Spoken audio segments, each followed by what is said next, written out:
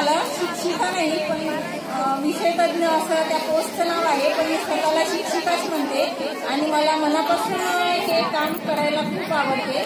आधीपासूनच इच्छा होती आणि हे क्षेत्र मला मिळाल्यामुळे मला हे काम खूप आवडतं.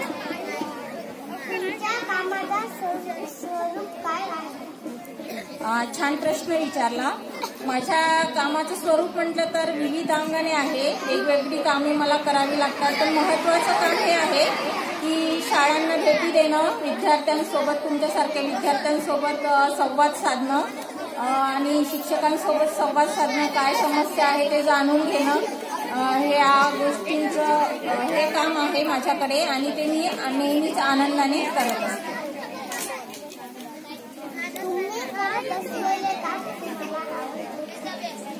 हो, मी करत असलेलं काम मला आवडतं, कारण ते पहिल्यापासूनच मला या कामाची आवड होती. एक टीचर म्हणूनच मला बनायचं होतं आणि खूप हे काम मला मनापासून आवडतं.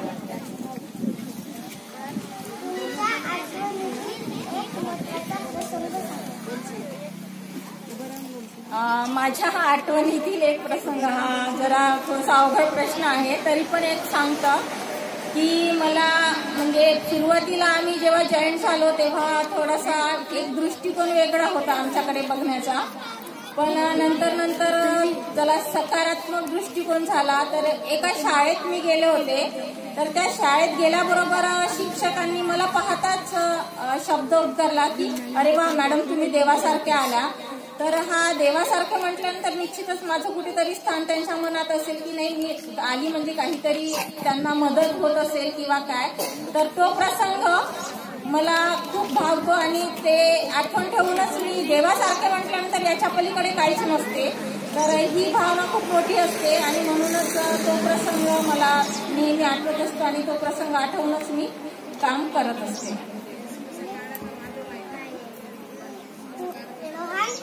तुम्हाला कोण व्हावं असं वाटतं? लहानपणी मला माझी मॅडम होत्या, निरंजने मॅडम, त्या मॅडम सारखंच व्हावं असं मला वाटत.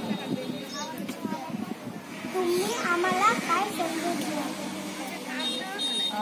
मी तुम्हाला एकच संदेश देऊ इच्छिते की सर पण बोलले, बाबासाहेबांनी सांगितलेलं आहे की शिक्षण घ्या. एक महत्वाचं वाक्य आहे की जी गरिबी चालत येतं, ती गरिबी पिढ्यानं चालू देता त्याच्यावर मात करायसाठी सगळ्यात मोठा उपाय म्हणजे हा शिक्षणच आहे. जो कोणी शिक्षण घेईल तो वाघिणीचं दूध पिल्यासारखं काय करते, गुरगुरल्याशिवाय राहणार नाही. त्याचप्रमाणे शिक्षण घेतलं, गुरगुरल्याशिवाय म्हणण्याचं गुरगुरणे नाही, तर एक आत्मविश्वासाने समाजात जगता येणं सर्व बाजूने, त्याकरिता शिक्षण हे अतिशय महत्वाचं आहे. तर तुम्ही सगळ्यात जास्त महत्व हे शिक्षणाला द्यावं, अभ्यासाला द्यावं आणि आपल्या टीचर जे सांगतात त्याचं तंतोतंत पालन करावं असं मला वाटते. हाच संदेश मी तुम्हाला देऊ इच्छिते. तू माझी मुलाखत घेतली, तुझे खूप खूप धन्यवाद. खूप छान प्रश्न विचारले, तुझे पण खूप धन्यवाद. आम्हाला एवढं बोलायची इच्छा एवढी असताना काही कोणत्या वर्गात आहे? तिसरीत आहे. मी चौथीत असताना माझ्या मॅडमने मला संधी दिली होती, ज्या मॅडमचं नाव घेतलं मी, निरंजन मॅडम, त्या मॅडमने मला संधी दिली होती भाषणाची. तर समोर जाऊन भाषण द्यायचं होतं, पण जशी गेली तसं आजच्या कार्यक्रमाचे अध्यक्ष एवढा शब्द उच्चारले, त्याच्या पुढे मला काहीच बोलता येत नव्हतं, काहीच नाही, बिलकुल मी एकदम काय म्हणजे बोलूच शकत नव्हते.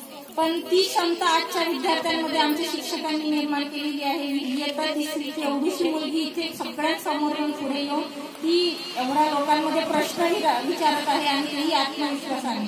हे खूप मोठं स्किल आहे आणि ती आज करत आहे. त्याकरिता तुझं पण खूप अभिनंदन आणि सोबतच्या शिक्षकांनी असे विद्यार्थी तयार करत आहे. त्या सर्व शिक्षकांचं, मुख्याध्यापकांचं, मार्गदर्शक अधिकाऱ्यांचं, इथे साहेब बसलेलेच आहेत, सर पण खूप शाळा भेट करून मार्गदर्शन करत, सगळ्यांचं मी अभिनंदन करते. धन्यवाद.